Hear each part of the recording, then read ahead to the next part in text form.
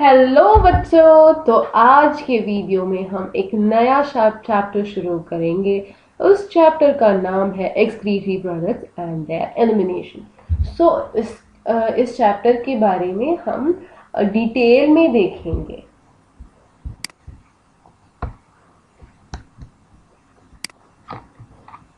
Animals accumulate ammonia, urea, uric acid, carbon dioxide, water, and ions like sodium, potassium, chlorine, phosphate, sulfate, etc., either by metabolic activities or by other means like ingestion, means like excess ingestion.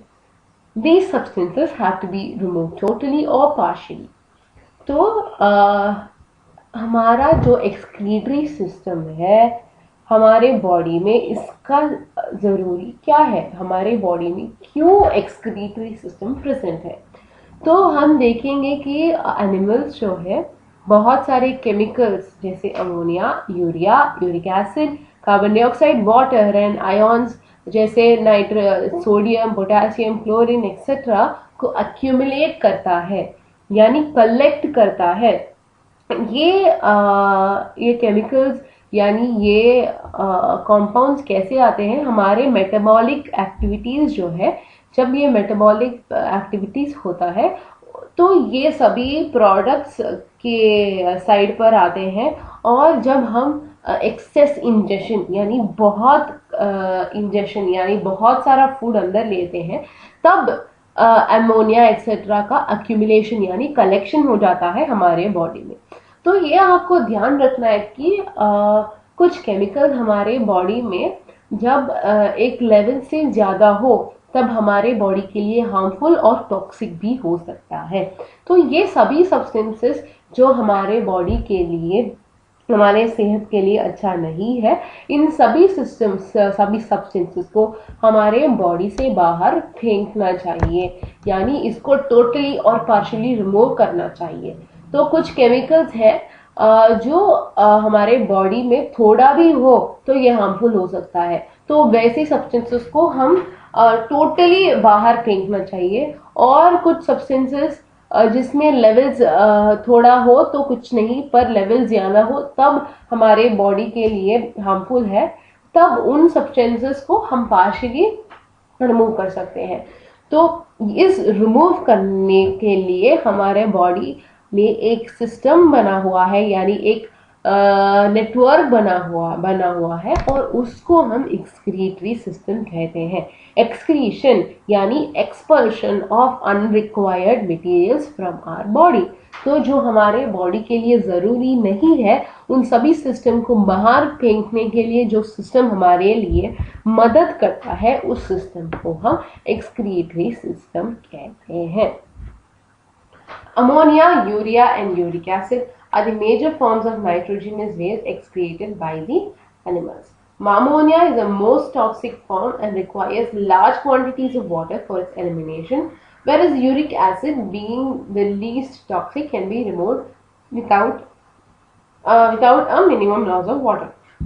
तो हमारा ammonia, urea और uric acid, ये तीनों form से हमारा जो waste है वो एक्सपेल यानी वो बाहर आता है इन तीनों नाइट्रोजनस फॉर्म से, वो है अमोनिया, यूरिया और यूरिक एसिड। तो इन तीनों में से अमोनिया जो है ये सबसे टॉक्सिक होता है और इसके एक्सक्रीशन के लिए बहुत सारा वाटर, यानी जो वाटर है बहुत लार्ज क्वांटिटी यानी बहुत बड़े क्वांटिटी में रिक्वायर्ड है। पर हमारा यूरिक एसिड जो है ये सबसे लेस हार्मफुल यानी लीस्ट टॉक्सिक होता है, और इस वेस्ट को बहुत कम वाटर का जरूरी होता है हमारे बॉडी से एक्सपल्शन करने के लिए।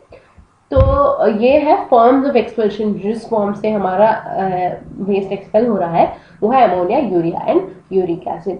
तो जो एनिमल्स अमोनिया को एक्सक्रीट करता है उस एनिमल्स को हम अमोनोटेरिक कहते हैं, और हम जो एनिमल्स यूरिया को एक्सपेल करता है उसे यूरियोटेलिक कहते हैं, और जो एनिमल्स यूरिक एसिड को एक्सपेल करता है उसे यूरिकोटेलिक कहते हैं।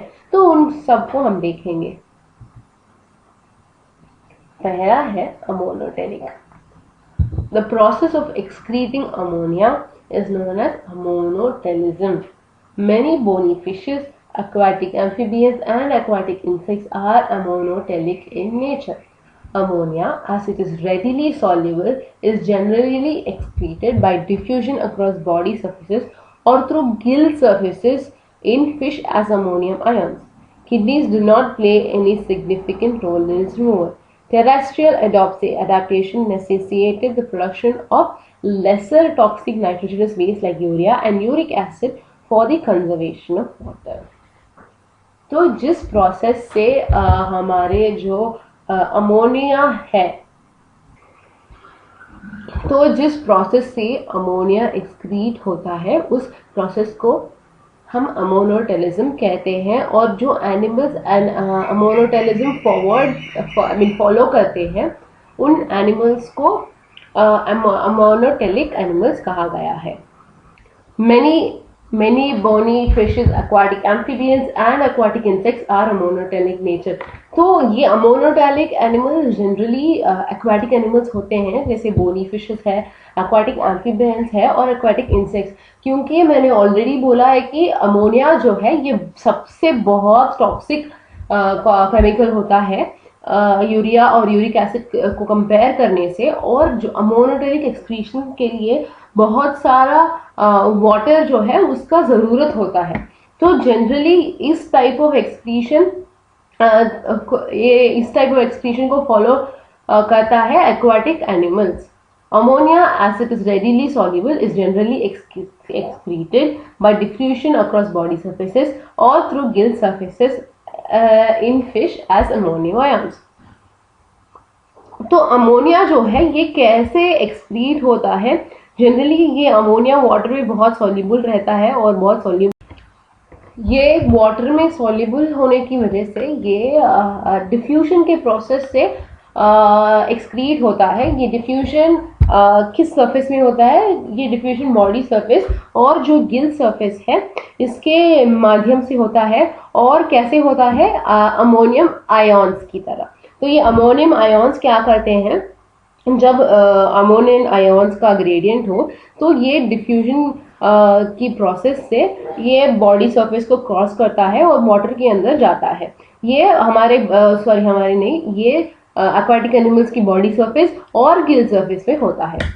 Kidneys do not play any significant role in its removal. तो इन एनिमल्स में किडनी का प्रेजेंस नहीं रहता है और किडनी का कुछ भी रोल नहीं रहता है अमोनोटेलिक एनिमल्स में, क्योंकि ये जनरली डिफ्यूजन से अपने वेस्ट यानी अपने अमोनिया को बाहर निकलता है ammonium ions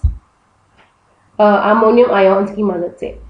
Terrestrial adaptation necessitated the production of lesser toxic nitrogenous waste like urea and uric acid for the conservation of water. तो मैंने ऑलरेडी बोला है कि अमोनिया जो है अमोनिया के एक्सक्रीशन के लिए बहुत सारा वाटर चाहिए. तो एक्वाटिक एनिमल्स के सराउंडिंग्स में बहुत सारा वाटर है तो उनके लिए प्रॉब्लम नहीं है. तो जब हम टेरेस्ट्रियल एनिमल्स को आएंगे तो टेरेस्ट्रियल एनिमल्स में जब अमोनिया वेस्ट एक्सक्रीट होगा तब बहुत सारा वाटर चाहिए, पर इस नीड को टेरेस्ट्रियल एनिमल्स में नहीं फुलफिल कर सकते हैं क्योंकि ऑलरेडी टेरेस्ट्रियल एनिमल्स में बहुत कम वाटर रहता है उन बॉडी में और बहुत ज्यादा वाटर लॉस होता है एक्सक्रीशन में. तो इसके लिए हमारे नेचर ने इवॉल्व किया है different types of nitrogenous waste. Example है यूरिया एंड यूरिक एसिड, जिसके एक्सक्रीशन में बहुत कम वाटर की जरूरत हो. तो कम वाटर हो तो हमारे डिहाइड्रेशन जो है बॉडी से कम होता है एक्सक्रीशन की समय. Ureotelic mammals, many terrestrial amphibians and marine fishes mainly excrete urea and are called as ureotelic animals. Ammonia produced by the metabolism is converted into urea in the liver of these animals and released into the blood, which is filtered and excreted out by the kidneys. Some amount of urea may be retained in the kidney matrix of some of these animals to maintain desired osmolarity. तो ये क्या है ना, ये mammals जो है, mammals और बहुत सारे टेरेस्ट्रियल एम्फीबियंस और मराइन फिशेस में एक्सक्रीशन यूरिकोटेलिक मेथड में होता है, यानी यूरिया जो है, यूरिया एक्सक्रीट होता है, और इन एनिमल्स को हम यूरियोटेलिक कहते हैं।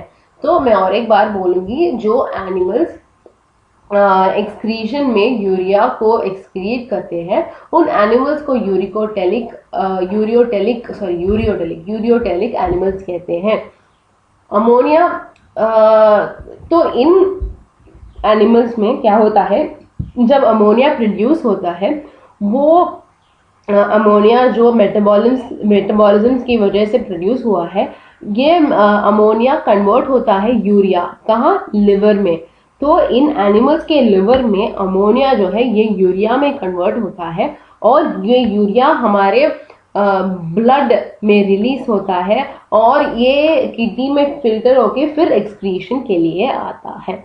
तो मैं और एक बार बोलूंगी, तो इन यूरियोटेलिक एनिमल्स में क्या होता है, लिवर में जो अमोनिया मेटाबॉलिज्म की वजह से प्रोड्यूस हुआ है, ये अमोनिया यूरिया में कन्वर्ट होता है लिवर में, और फिर ये यूरिया रिलीज होता है ब्लड के अंदर, और ये ब्लड जो है यूरिया को किडनी तक लेके जाता है, और किडनी में फिल्ट्रेशन होता है, और फिर एक्सक्रीशन होता है।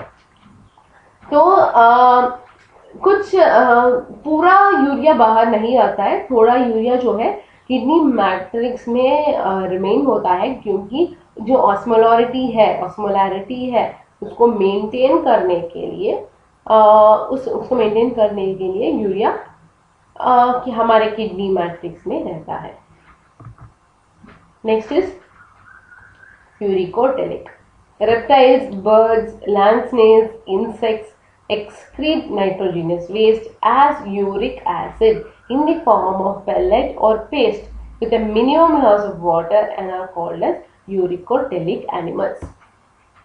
तो ये जो रेप्टाइल्स, बर्ड्स और स्नेल्स और इंसेक्ट्स में ना एक्सक्रीशन यूरिक एसिड की फॉर्म में होता है, और इन एनिमल्स को यूरिकोटेलिक और कहा जाता है, और इस प्रोसेस को यूरिकोटेलिज्म कहा जाता है। तो इन ऑर्गेनिजम्स में क्या होता है, इन ऑर्गेनिजम्स में जो एक्सक्रीशन है वो है यूरिक एसिड। ये यूरिक एसिड कैसे रहता है, पेलेट और पेस्ट जैसा रहता है, with minimum loss of water, या इस प्रोसेस में वाटर लॉस बहुत मिनिमम होता है कंपेयर टू यूरियोटेलिक और अमोनोटेलिक। दोनों से इस प्रोसेस में बहुत कम वाटर का यूटिलाइजेशन होता है, और इन एनिमल्स को यूरिकोटेलिक एनिमल्स कहते हैं। तो इस क्या है, इस लेक्चर में हमने क्या पढ़ा, इस लेक्चर में हमने पढ़ा कि क्यों हमारे बॉडी के लिए एक्सक्रीटरी सिस्टम चाहिए, और एक्सक्रीटरी सिस्टम में कौन सा वेस्ट का एक्सक्रीशन होता है। वो 3 टाइप्स है, अमोनिया, यूरिया और यूरिक एसिड। तो इसके बेस्ड में एनिमल्स को डिवाइड किया हुआ है अमोनोटेलिक, यूरियोटेलिक और यूरिकोटेलिक में, और उन फैक्टर्स को हमने, उन सबहेडिंग्स को हमने थोड़ा एलॉबरेटली देखा है। तो नेक्स्ट वीडियो में हम देखेंगे कि ये एक्सक्रीशन के डिफरेंट ऑर्गन्स होते हैं, उन ऑर्गन्स के बारे में नेक्स्ट वीडियो में देखेंगे। थैंक यू बच्चों।